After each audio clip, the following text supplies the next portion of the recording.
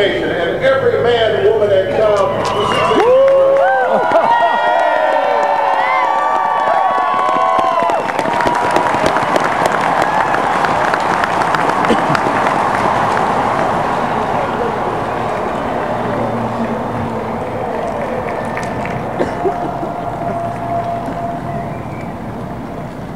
recall that earlier generations faced our passions and communism not just with missiles and tanks, but with the sturdy alliances and enduring traditions.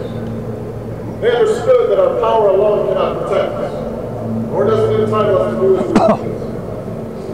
Instead, they knew that our power grows through its prudent use. Our security emanates from the justice of our cause, the force of our example, the temperate qualities of humility and restraint.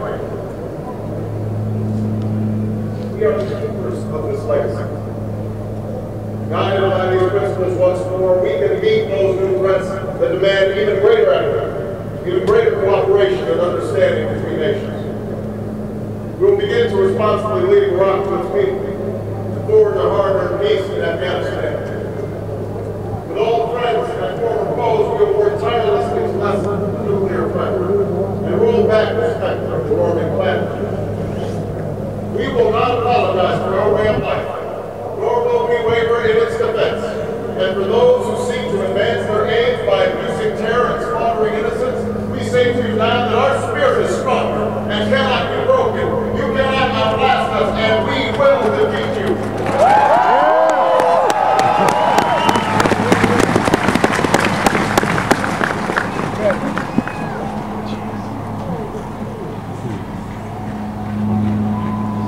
For we know that our backward heritage is a strength, not a weakness.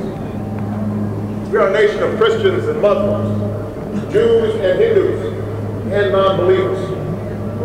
We are shaped by every language and culture, drawn from every end of this earth. And because we have tasted the bitter swill of civil war and segregation, and emerged from that dark chapter stronger and more united, we cannot help but believe that the old hatreds shall someday pass, that the lines of tribes shall soon dissolve, that as the world grows smaller, our common humanity shall reveal itself, and that America must play its role in ushering in a new era of peace.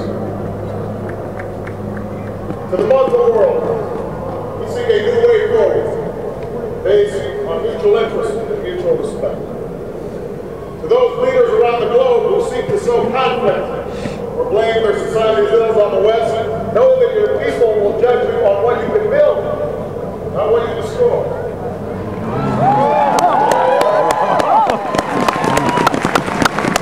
To those who claim to power through corruption and deceit and the silencing of dissent, know that you are on the wrong side of history, but that we will extend a hand if you are willing to unclench your fist.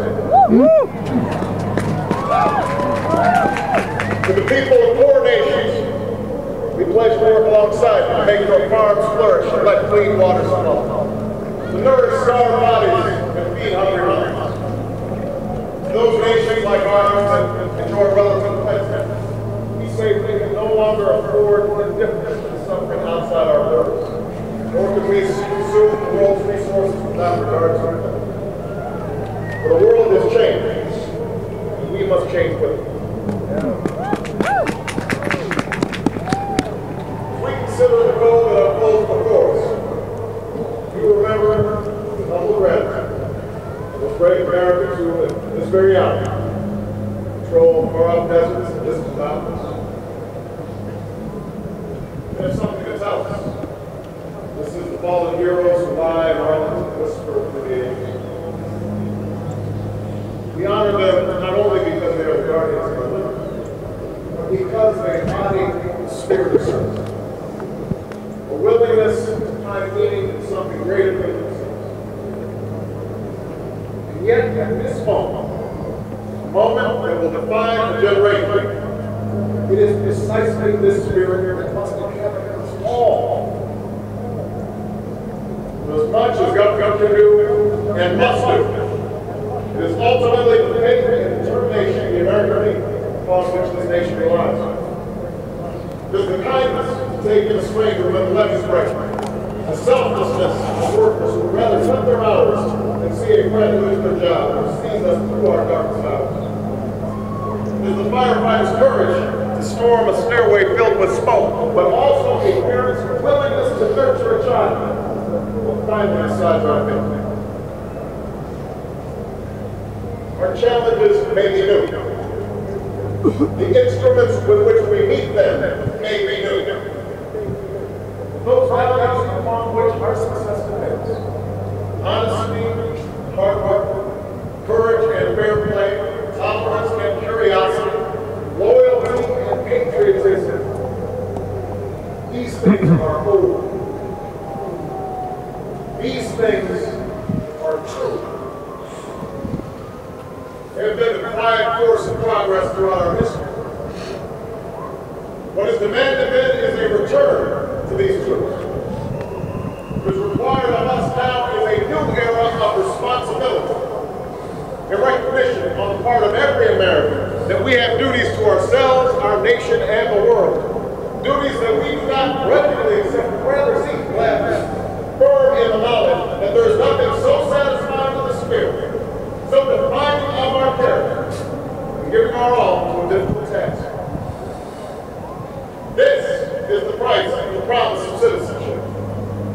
This is the source of our confidence, the knowledge that God called on us to shape an uncertain destiny. This is the meaning of our liberty and our creed, why men and women and children of every race and every faith can join in celebration across this magnificent hall. Why a man whose father less than 60 years ago might not have been served in a local restaurant can now stand before you, take the most sacred oath.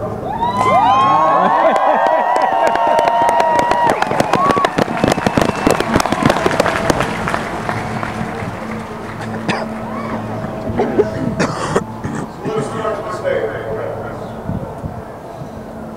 We are how far we have traveled. The year of America's birth, the coldest of months. A small band of patriots huddled by 9 campfires on the shores of an icy river. The capital was abandoned. The enemy was advancing. The snow was stained with blood.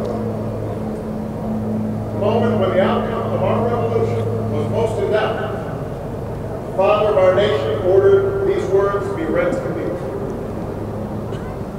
Let it be told to the future world that in the depth of winter, when nothing but hope and virtue could survive, that the city and the country, alarmed at one common danger, came forth to meet. America, in the face of our common dangers, in this winter of our hardship, let us remember these timeless words.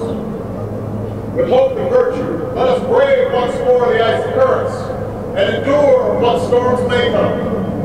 Let it be said by our children's children that when we were tested, we refused to let this journey end, that we did not turn back nor